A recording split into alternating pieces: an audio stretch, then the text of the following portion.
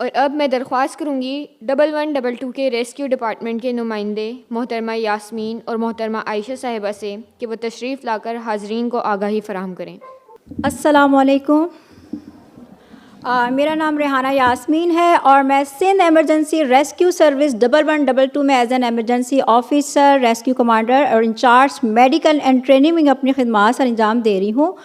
जैसा कि आप रेस्क्यू 1122 के बारे में जानते होंगे, अभी हाल ही आपने देखा है कि बड़ा इंसिडेंट हुआ है गुल प्लाजा का, तो मैं अपने इदारे के बारे में आपको बताती चलूँ। ये इदारा अगर आपने देखा हो पंजाब के अंदर 2004 से स्टार्ट हुआ है, उसके बाद 2011 के अंदर केपी में स्टार्ट हुआ, फिर बलूचिस्तान और गिलगित बल्तिस्तान में उसको 2019 में स्टार्ट हुआ।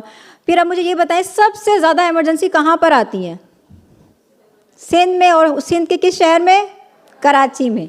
तो कराची और सिंध के अंदर गवर्नमेंट ऑफ सिंध की तरफ से रिहैबिलिटेशन डिपार्टमेंट के अंदर हम ये अदारा 3 साल से चला रहे हैं। अब इस अदारे में हमारी क्या क्या सर्विसेज हैं, जैसे कि अगर सबसे ज़्यादा जो एमरजेंसी आती है हमारे पास मेडिकल एमरजेंसी है, तो मेडिकल की एमरजेंसी में हमारे साथ कोलैबोरेट करें SIHS, तो हमारे पास ट्रेंड पैरामेडिकल स्टाफ मौजूद होता है और उसके अंदर आपने अगर एम्बुलेंस भी देखी होंगी तो वेल इक्विप एम्बुलेंस है, तो वो सर्विस अवेलेबल है। उसके बाद जो हमें एमरजेंसी रिसीव होती है वो होते हैं फायर के इंसिडेंट। तो फायर एमरजेंसी के लिए हमारे पास होते हैं ट्रेन फायर फाइटर और फायर टेंडर्स, और इसके अलावा जो तीसरे नंबर पर सर्विस हम प्रोवाइड करें वो है वाटर रेस्क्यू। वाटर रेस्क्यू के लिए हमारे पास गोताखोर मौजूद हैं, वो ट्रेन पर्सन है, और वाटर रेस्क्यू की स्पेशल व्हीकल को हम उस तरह की एमरजेंसी पर रिस्पॉन्ड करने के लिए भिजवा देते हैं। जो फोर्थ सर्विस है, कोई भी डिज़ास्टर आ जाता है तो डिज़ास्टर की स्पेशल व्हीकल हैं और डर्ट रेस्क्यूअर मौजूद हैं। 5वीं सर्विस में अगर आपको बताऊं जो कि बहुत काम की है वो है सेंट्रल कमांड कंट्रोल रूम, जो कि बहुत इंपॉर्टेंट है। इस तरह की कोई भी एमरजेंसी कॉल होती है वो लैंड होती है और वहाँ पे हमारे पास डिफरेंट स्टेक होल्डर मौजूद होते हैं, उनका एक एक नुमाइंदा मौजूद होता है। और एक बहुत अच्छा हमने एक सर्विस स्टार्ट की है जिसका नाम है GBV, जेंडर बेस्ड वायलेंस। अगर किसी भी फीमेल या मेल के साथ कोई भी हैरेसमेंट का केस हो रहा है तब भी आप 1122 का नंबर डायल करेंगे। और सबसे लास्ट कंपोनेंट हमारा है प्रिवेंशन का, ट्रेनिंग का। तो हमने सिंध भर में ट्रेनिंग्स करवाई हुई हैं और हमने देखा जाए तो हमने 700 ट्रेनिंग्स के अंदर 40,000 लोगों को ट्रेन कर दिया है। इस ट्रेनिंग के अंदर हमारे पास school, colleges, law enforcement, army, तमाम डिपार्टमेंट शामिल हैं। तो एक इंट्रोडक्शन वीडियो देखते हैं, फिर मैं आगे कंटिन्यू करती हूँ। हम आपको बता रहे हैं कि हम किस तरह इमरजेंसी को रिस्पॉन्ड करते हैं और कौन कौन सी सर्विसेज अवेलेबल हैं। अच्छा, ये ट्रेनिंग की वीडियोस है। हम कम्युनिटी में जाके ट्रेनिंग करवाते हैं, ना सिर्फ ट्रेनिंग करवा रहे हैं बल्कि मॉक ड्रिल्स करवा रहे हैं बिल्डिंग्स में जाके, जो हाई राइज बिल्डिंग है, ताकि उनको पता चल सके जब आग लगेगी ना तो कैसे नीचे उतरना है। तो एमरजेंसी मॉक ड्रिल में उनको पता चल जाता है कि उनका एमरजेंसी रिस्पॉन्स टाइम क्या है। ना सिर्फ मेडिकल की mock drill, fire mock drill, water mock drill, disaster की, बिल्डिंग से कैसे उतरना है, ये ना सिर्फ हम ट्रेनिंग्स करवाते भी हैं और लोगों को कम्युनिटी के अंदर हमने वॉलंटियर्स को भी ट्रेन किया हुआ है कि खुदा ना खास्ता फ्यूचर में कभी कोई इस तरह की बड़ी एमरजेंसी आए तो वो हमें एज अ वॉलंटियर ज्वाइन करें। या आप देख सकते हैं water emergency, high rise building में कैसे उतरना, ये ट्रेनिंग्स दी जा रही है कम्युनिटी को, हाई राइज बिल्डिंग वालों को ट्रेनिंग दी जा रही है ये। और जब ये रिसोर्सेज अवेलेबल ना हो तो जो अवेलेबल रिसोर्सेज है उससे आपने कैसे जान बचानी है, ये सारा हम कम्युनिटी को बताते हैं।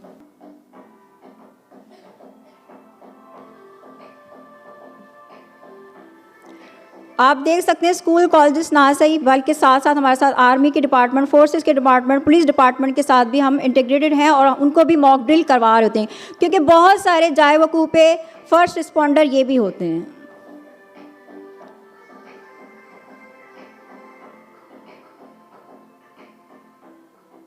ठीक है, ये तो ट्रेनिंग का पार्ट था जो कि हम मॉक ड्रिल्स करवाएंगे। अच्छा, जैसे कि भी डॉक्टर साहब ने भी आपको बताया कि कोई भी इमरजेंसी हो जाएगी तो सबसे पहला काम आपने क्या करना होता है, उस एमरजेंसी को रिकॉग्नाइज करें। नंबर कौन सा डायल करना है आपने? अब 1122। किसी भी एमरजेंसी के लिए जिसमें इंसानी जान इन्वॉल्व हो रही है या आपके माली इमलाक को नुकसान का अंदेशा है, आपने 1122 का नंबर डायल करना है। अब आपने ये नहीं देखना कि ये मेडिकल की इमरजेंसी है या फायर की है या वाटर की है, बस आप एक नंबर डायल करेंगे। फॉर एग्जांपल जैसे रोड ट्रैफिक एक्सीडेंट हुआ है, आपने 1122 का नंबर डायल कर दिया, फिर हम जैसे ही कॉलर से बात करेंगे, हमें पता है कि अगर विक्टिम गाड़ी में ट्रैप है तो हमें RTA की स्पेशल व्हीकल लेके जानी है, तो उनके पास स्पेशल इंस्ट्रूमेंट होते हैं, उससे वो गाड़ी को कट करेंगे और विक्टिम को निकालेंगे और फिर एम्बुलेंस में फर्स्ट एड दे के उसको हॉस्पिटल पहुँचा देंगे। जहाँ बिल्डिंग कोलैप्स हुई है तो वहाँ पर डिफरेंट, आपने देखा होगा लियारी में भी एक बिल्डिंग बिल्डिंग कोलैप्स हुई थी, तो वहाँ पे डिफरेंट ऑर्गेनाइजेशन ने मिलकर काम किया था। तो कभी कभी होता है हमें वॉलंटियर्स की नीड होती है, और इंशाल्लाह आने वाले दिनों में आप हमें एज अ वॉलंटियर ज्वाइन करेंगे जब हम आपको ट्रेनिंग दे देंगे। In many low and middle income countries, the right to timely emergency care is often denied, leading to devastating consequences. To address this critical gap, the Sindh government took a historic step by establishing the Sindh Emergency Rescue Service 1122 under the Sindh Emergency Rescue Service Act 2023, later notified under the Rehabilitation Department. With support from the World Bank, this milestone legislation paved the way for a comprehensive one-window emergency service, accessible simply by dialing 1122. Today, Rescue 1122 in Sindh has evolved into a robust, integrated emergency response system. Ambulance services, providing life-saving medical care and safe transport.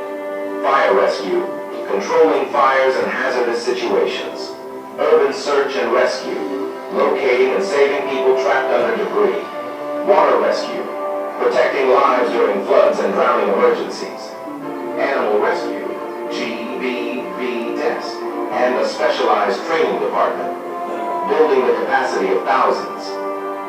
So far, more than 35,000 participants, from law enforcement agencies, universities, and professional institutions, have been trained by Rescue 1122.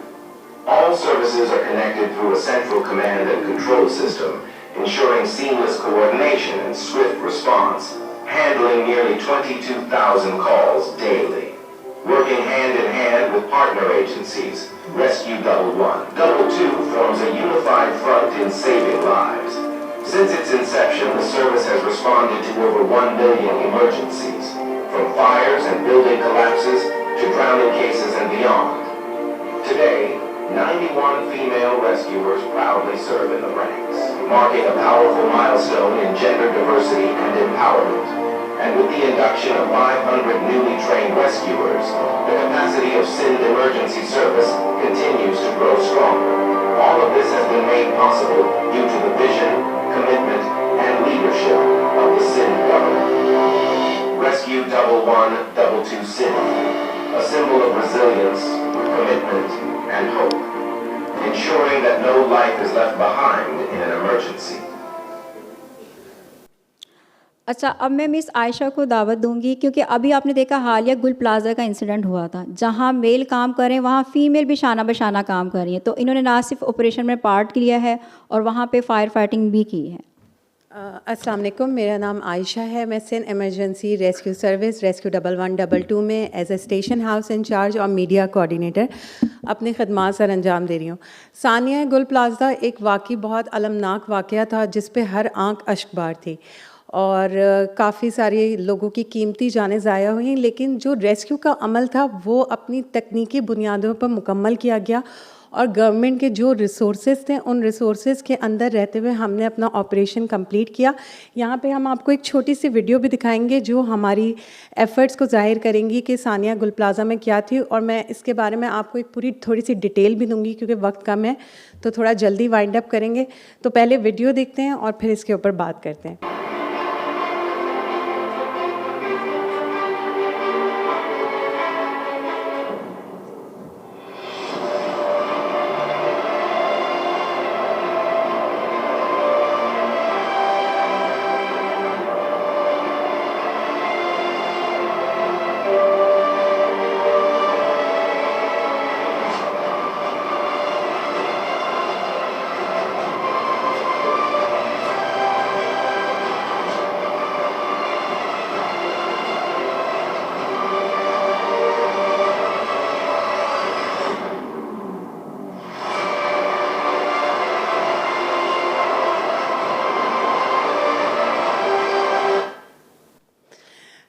सबसे पहले मैं आपको बताती चलूँ कि rescue 1122 में central command and control system मौजूद है जिसके अंदर हर कॉल जो है वो रिकॉर्ड हो रही है।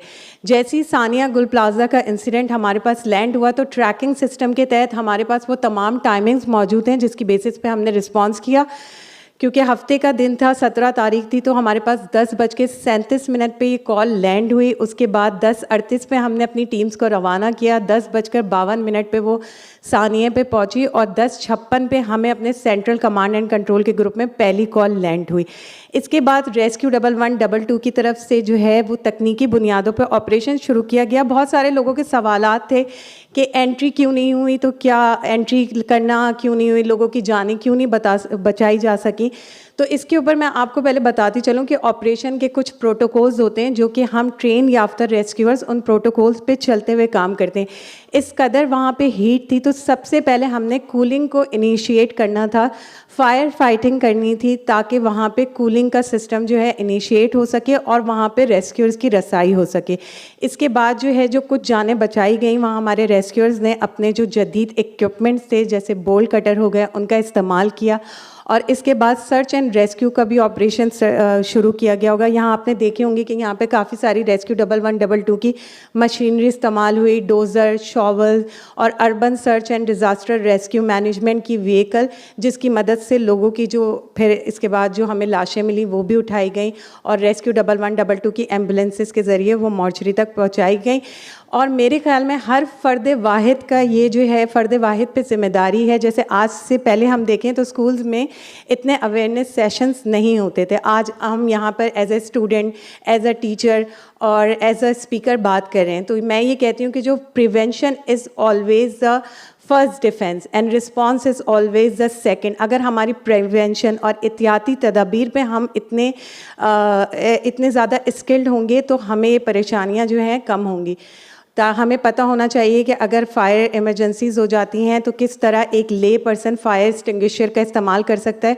और जैसा कि रेस्क्यू 1122 का मैंडेट है और हम ट्रेनिंग भी कम्युनिटी को प्रोवाइड करते हैं, तो इंशाल्लाह हम स्कूल कॉलेजेस जो है कॉर्पोरेट सेक्शंस में वैसे भी ट्रेनिंग देते हैं, तो इंशाल्लाह आपके साथ भी कोलैबोरेशन होगी। मस्ट कैरिकुलम का पार्ट होना चाहिए फायर सेफ्टी और इमरजेंसी फर्स्ट रिस्पॉन्डर ट्रेनिंग, ताकि बच्चों को ये मालूम हो कि अल्लाह ना करे कि अगर वो खुदा ना खास्ता किसी इस जगह ऐसी जगह फंस जाते हैं जहाँ पे आग लगने का वाक़या रुनुमा हो सकता है, तो उन्हें क्या करना चाहिए। तो ये रेस्क्यू 1122 की एफ़र्ट्स थी, क्योंकि हर आम व ख़ास के जहन में है कि रेस्क्यू इदारों की क्या एफ़र्ट्स थी। तो जो तकनीकी बुनियादों पर ऑपरेशन था वो हमने आपको इस वीडियो के ज़रिए शो किया। अगर आपके कोई सवालात हैं तो आप पूछ सकते हैं। तो हर फ़र्द की ज़िम्मेदारी आयद होती है कि वो लोगों को एजुकेट करे। चाहे आज आप बहुत सारी वीडियोस देखते होंगे जो कि सेफ्टी बेस्ड हैं, लेकिन आपके स्कूल्स में भी ये ट्रेनिंग होनी चाहिए। और मैं अल्लामा इकबाल के शेर पे ये एंड करूँगी, अफराद के हाथों में है अक़वाम की तकदीर, हर फ़र्द है मिल्लत के मुक़द्दर का सितारा। Thank you.